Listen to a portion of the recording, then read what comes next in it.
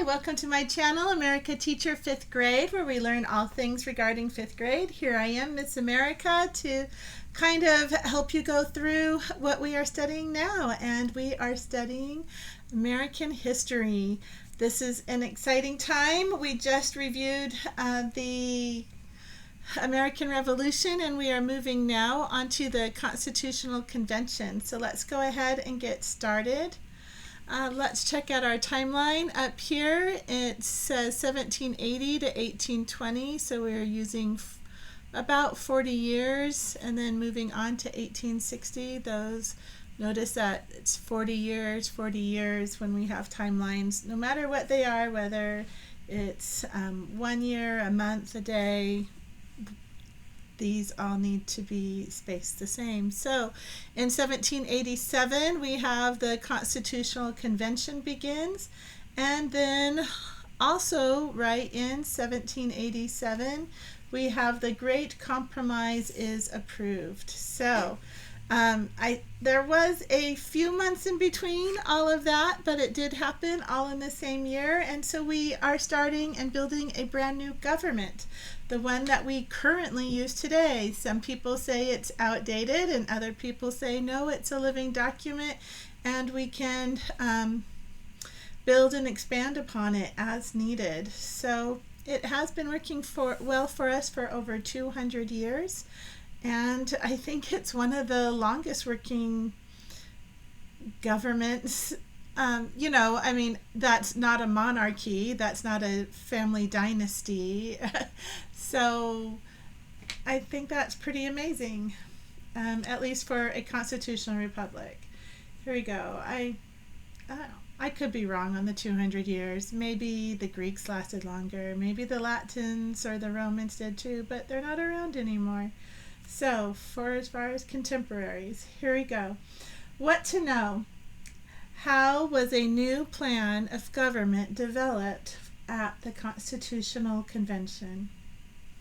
Number 2, or our next section, is vocabulary. Our first one is arsenal. So let's find that over here and see if we can practice reading it in context. It said Daniel Shays tried to take over a Massachusetts arsenal, or now that's our clue that we're going to be answering. If you're like, I don't know what an arsenal is, these are weapons storehouse. So somebody tried to take over the weapons storehouse. It was a big deal.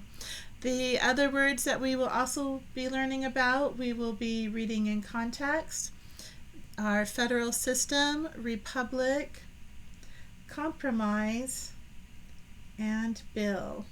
Not like your friend Bill, but a bill that you introduce in government. And oddly enough, it's not like, hey, you owe me, $220 or something like that, but it is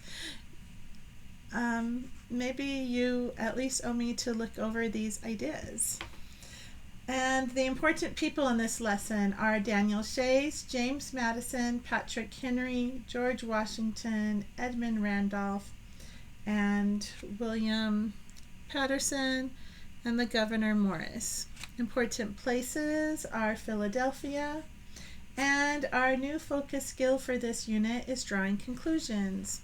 And this is the graphic organizer. We have experience and knowledge, and from both of those, or new knowledge, and from both of those we can draw a conclusion. Okay, as we gain more experience or as we gain new knowledge, our conclusions may change, and they should, because we should always be learning something new every day. So thank you for learning American history with me right now. All right, this picture up here, I'm going to read about it, and then we're going to move this up so my photo isn't blocking these words. It says, Shays Rebellion. During the attack on the arsenal, 4 of Shays' followers were killed. It's kind of a big deal. But why were they going after the arsenal? Constitutional Convention. You are there. Remember, what's our two clue words? You and your, and that shows for second person point of view. This is third person point of view, and first person is when you are writing a story. and or writing your own story or somebody else's story, or a fictional character story using I. All right, you are there. The year is 1787. The city of Philadelphia has hired you to spread dirt over Chestnut Street in front of the Pennsylvania State House. People keep stopping to ask you why you are covering up the cobblestones. You explain that a meeting to fix the Articles of Confederation is going on in the State House. The delegates need quiet so they can work. The dirt will soften the clatter of the horses' hooves. Well, what an interesting job to have back then. We needed a little bit more quiet. And here we have Benjamin Franklin, the oldest delegate, arrives at the Pennsylvania State House. And notice he doesn't have horses carrying him. He has 4 men who he's hired to carry him. All about really is kind of being treated by royalty, but being 80 plus years old, I'm sure he needed it. All right, reasons for change. That's our heading. During the 1780s, many Americans were poor, yet they had to pay high state taxes. People often had to borrow money and go into debt. When they could not repay their debt, state courts took away their farms or sent people to prison. In the summer of 1786, poor farmers in Massachusetts protested by refusing to let the courts meet. Armed with pitchforks and guns, they shut down the courthouse and destroyed debt records. They're like, nope, now I don't have any more debt. In January 1787, a mob of farmers led by Daniel Shays tried to take over a Massachusetts arsenal or weapons storehouse. Because there was no national army to defend the arsenal, the government had to send soldiers to stop Shays. Shays' rebellion made some people think that the national government could not keep order or protect them. They're like, so some people are like, hey, we're paying taxes so you can protect us, and other people are like, hey, we fought a war so we wouldn't have to pay all these taxes without representation, and now they have representation, but they're still like, these taxes are outrageous. And don't we feel like that today still? So try to definitely apply this to you, and what could be a better way other than a mob of people going in and doing that. Sometimes you may have heard of like rioting or looting. That's people basically kind of feeling the same way. Ideas for change. James Madison of Virginia and other leaders argued that the country needed a stronger national government. Every state had a governor, but there was no single national leader. To pass any law, 9 states had to agree. There was no national court system to settle disputes. Others did not agree. Patrick Henry of Virginia was one of many leaders who wanted to keep the Articles as they were. Henry argued that Americans had fought the British because they did not want a powerful government ruling their lives. In 1787, all of the states except Rhode Island sent delegates to a convention in Philadelphia. The goal of this convention was to fix the Articles. So they're just trying to fix the Articles. They're not trying to recreate something new. Drawing conclusions. Why did some people want a stronger national government? Well, they wanted protection, and we do have the military. Sometimes people wonder if it's being used against us. And some people did not because they wanted, they're like, we fought a war so we wouldn't have a very strong government ruling our lives. And so there's a very fine balance, and America has always kind of been walking a tightrope, if you will, trying to maintain that balance as we go forward into the future with our new laws. I'm going to pause this for a moment. All right, we're back, and here, let's check out this map up here and practice our map skills. It says location. About how many miles is it from Pittsburgh, Pennsylvania to Philadelphia? So if we're going to be looking for miles, we want to use our scale. And so I'm going to use miles because I'm American. Almost where else in the world I know we use kilometers, but I'm going to say that's about from the tip of my red to the bottom of my thumbnail, 100 miles. So we're going from Pittsburgh to Pennsylvania. So let's see, there's Boston. Down here is Pennsylvania. Here's Pittsburgh on the other side of the Appalachian Mountains. So we're not even taking into consideration crossing the Appalachians. And over here is Philadelphia. And that's 100 right there. And oh, that was 200. So I'm going to say it's about 300 miles. You could probably Google it or check out the internet and it will tell you in 2 seconds. But back in the day before we had all of that, this is what we had to use. We had these scales to kind of go, oh, about how far is that? So it's about 300 miles. Probably a little bit more. Next heading, the work begins. In May 1787, 55 delegates from 12 states gathered at the Pennsylvania State House. They chose George Washington to be president of the Constitutional Convention, as it later came to be known. Subheading, Creating the Constitution. When the Constitutional Convention began, the delegates agreed to keep their discussions secret. They felt that talking in private would allow them to speak freely and make good decisions. Windows in the State House were covered, and guards stood at the door. Soon after discussions began, Edmund Randolph of Virginia asked the delegates to do away with the Articles of Confederation and write a new plan of government. The next day, they agreed. He's like, we're just going to scrap the whole thing.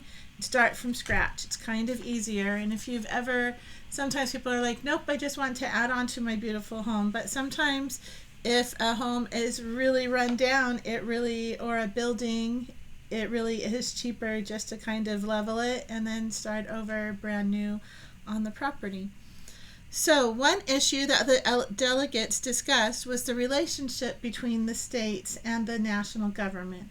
Some delegates thought there should be a strong national government.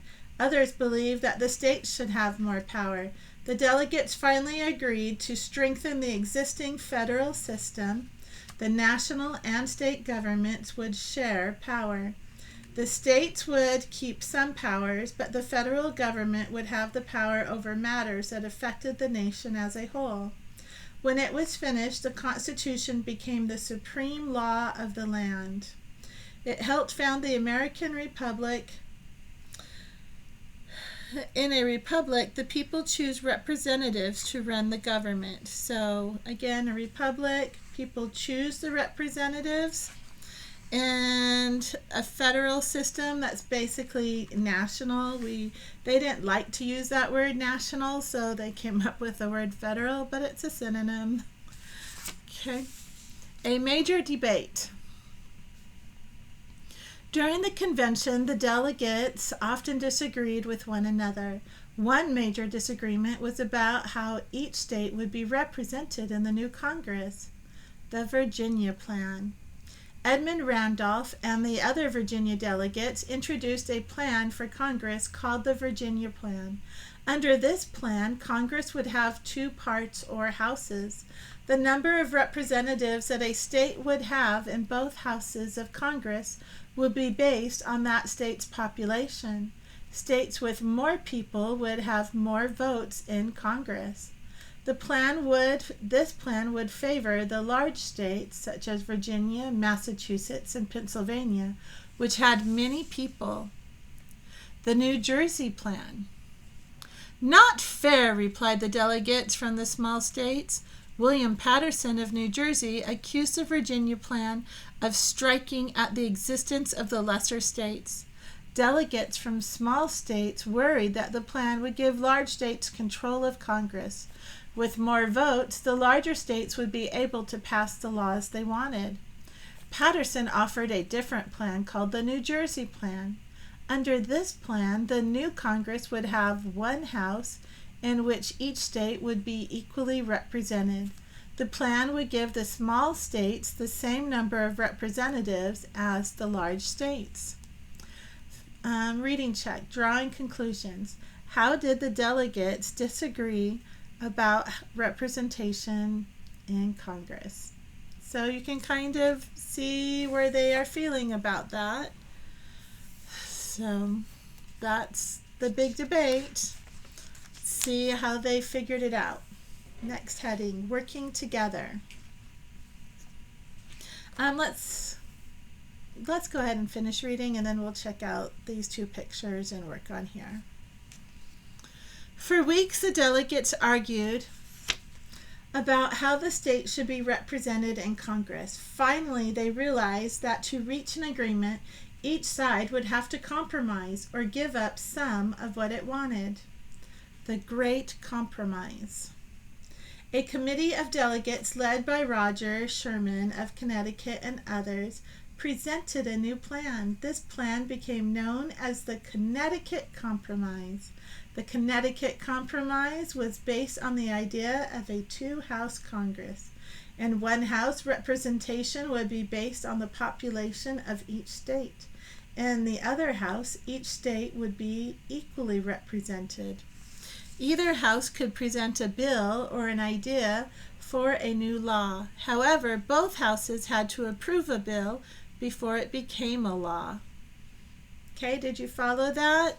So a bill or an idea for a new law.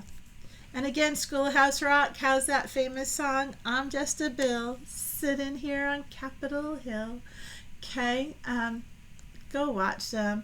And I apologize, I didn't have permission to share the song that I wanted to share at the preview of Unit 2, so I apologize, or sorry, for Unit 5. I'll find something, or I'll even try to email them and get permission. Here we go. Delegates from the large states thought of compromise gave too much power to the small states. To gain the support of the large states, the committee added another idea. Only the House in which representation was based on population would be able to propose tax bills. So if you were a larger state and you had more representatives, you can propose tax bills, whereas the little ones could not. They could just do regular bills, like safety bills, I guess. All right, the committee presented the Great Compromise as it became known to the convention.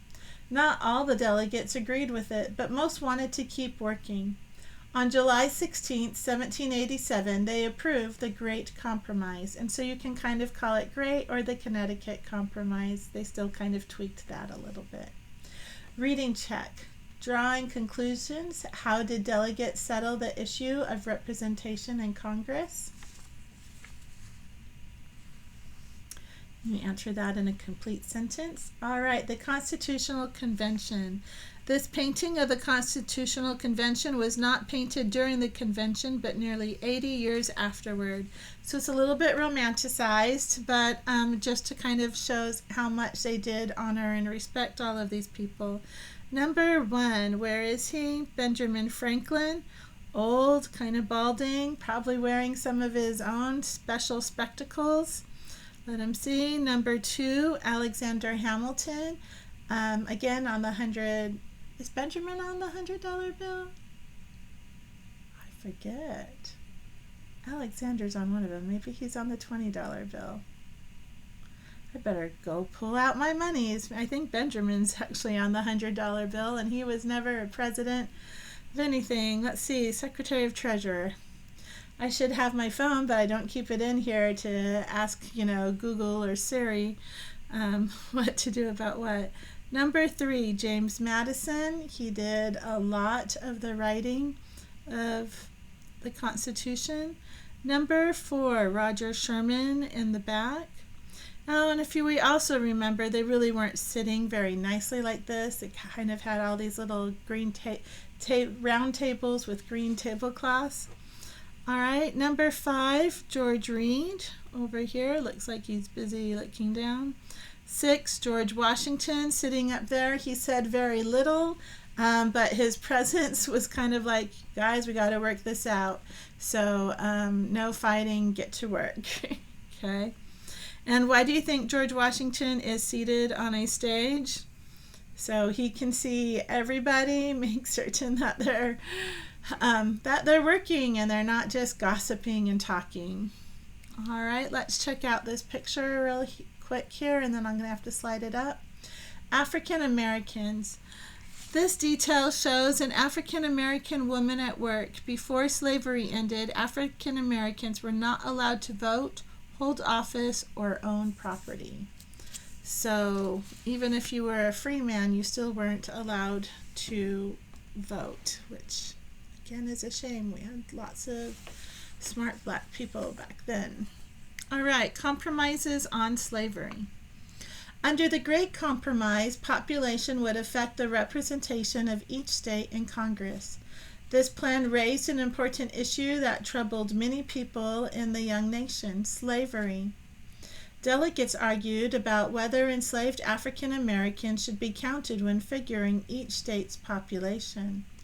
Different points of view. Because the southern states had the largest number of enslaved people, Southern delegates wanted to count slaves when figuring out how many representatives a state would have in Congress, which really isn't very fair of them to even consider that, because these people were not allowed to vote. They weren't free. They weren't allowed to hold land, but then they would get more white representation in the states.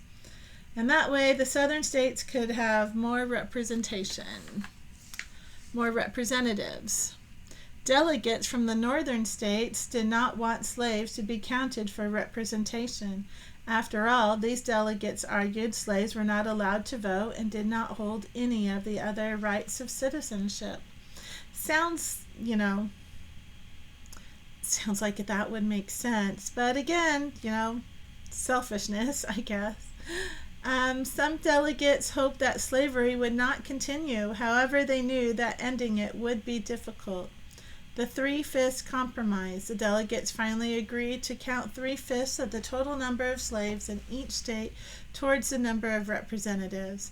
After the issue was dealt with, some delegates still spoke out against slavery. Gouverneur Morris of Pennsylvania called slavery the curse of heaven on the states where it prevailed or existed. And 3/5, that's about 60%. That would make somebody feel seriously less than human, not kind at all. Let's go ahead and slide that back down. All right, a continuing issue. Some delegates were afraid that if the Constitution outlawed slavery or stopped states from importing slaves, the southern states would not approve it.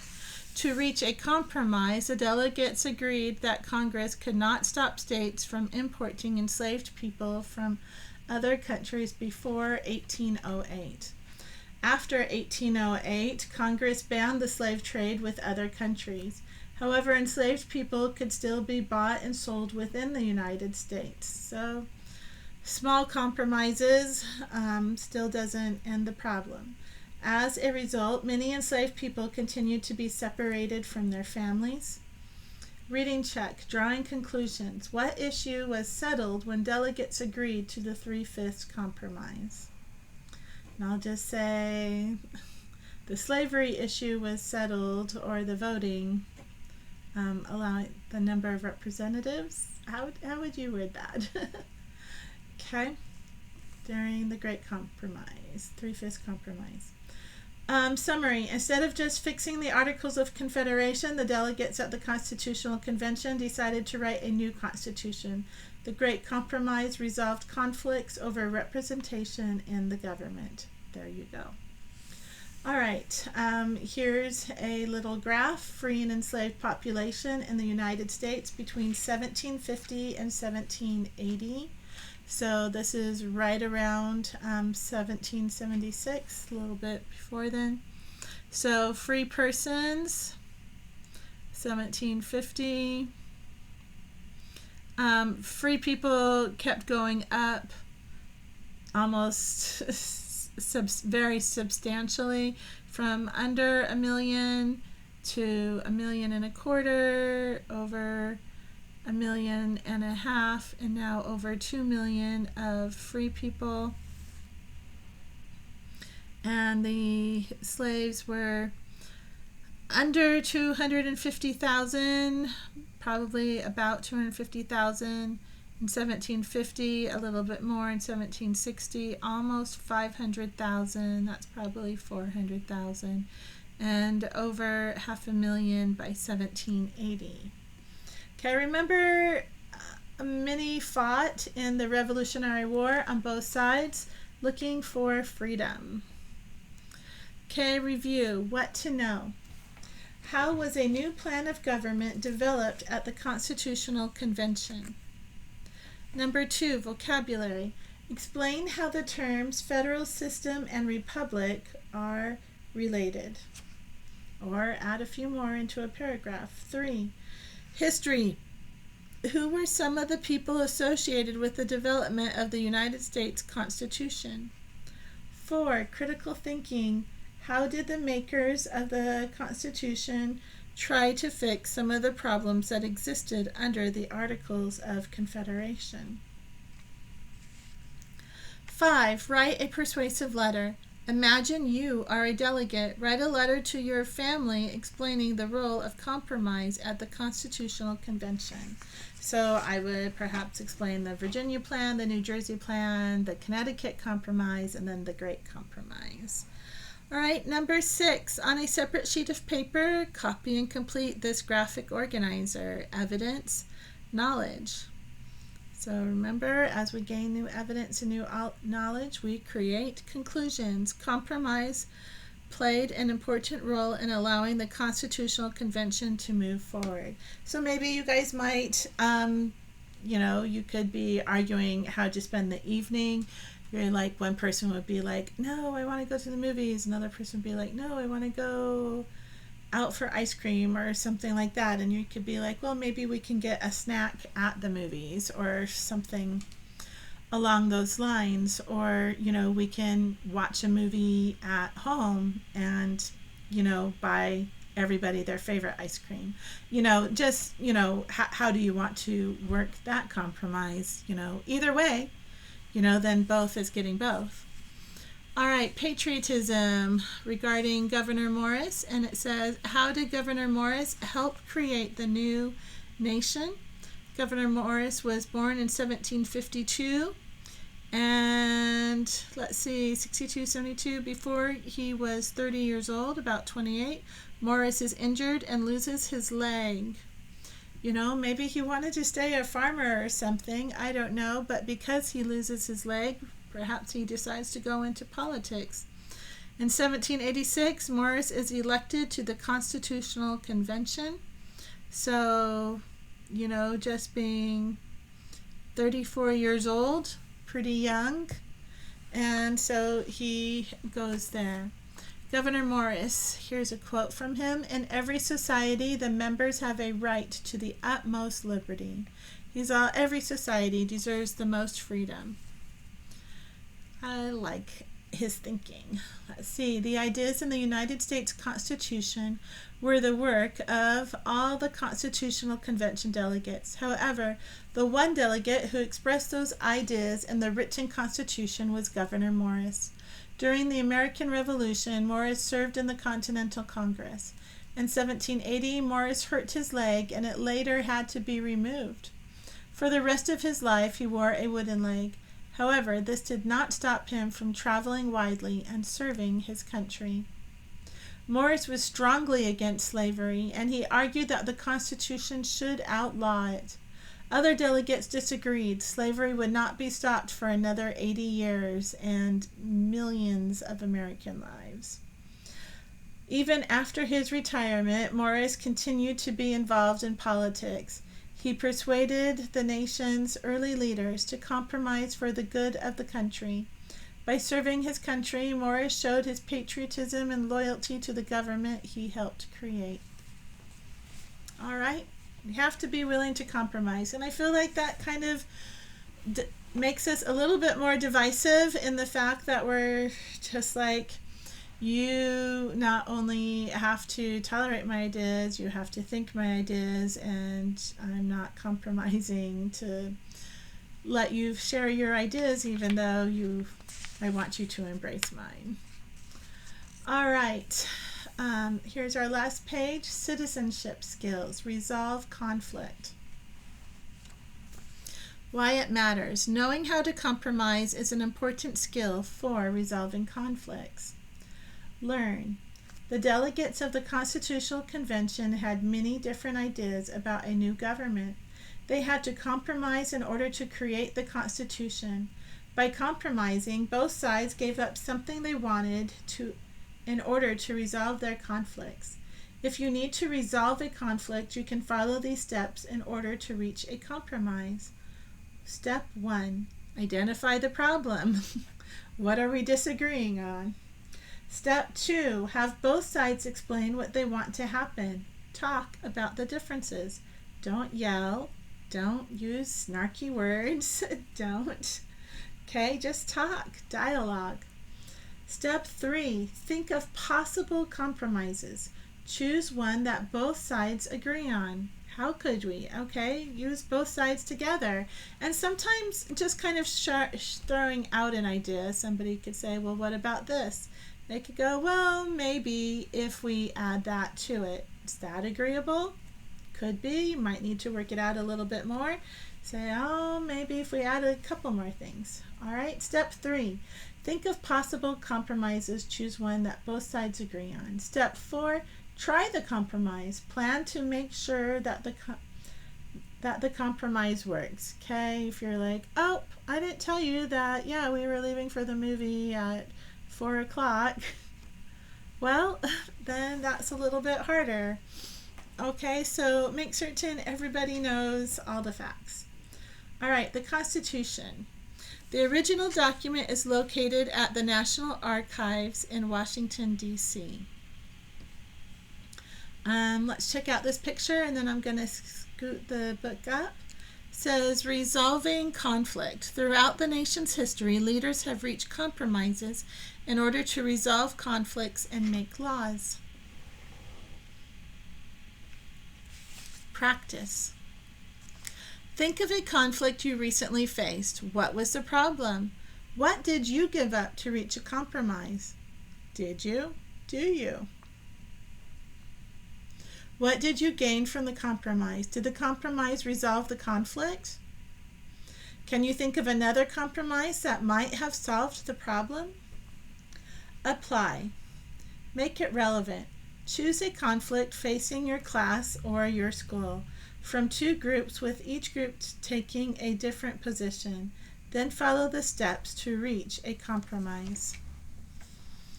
All right, so there's a lot. Is it working? You know, some people, they might go back on their compromise. They might agree to it, and then after they get their part, then they don't go or compromise with the second part, even if maybe they suggested it. You might think that was their evil plan, but if you try that, you're really only going to get away with it once, maybe twice, but after that, nobody's going to trust you. So think long and hard about whether or not that is something that you would want to do. Okay. All right, that's our end of chapter 1, and thank you for joining me today. Keep working up on your self-discipline, self-reliance, self-respect, respect for others. Keep being kind. Know that I think you are an amazing human being, and I'm so glad you're here. Have a great day.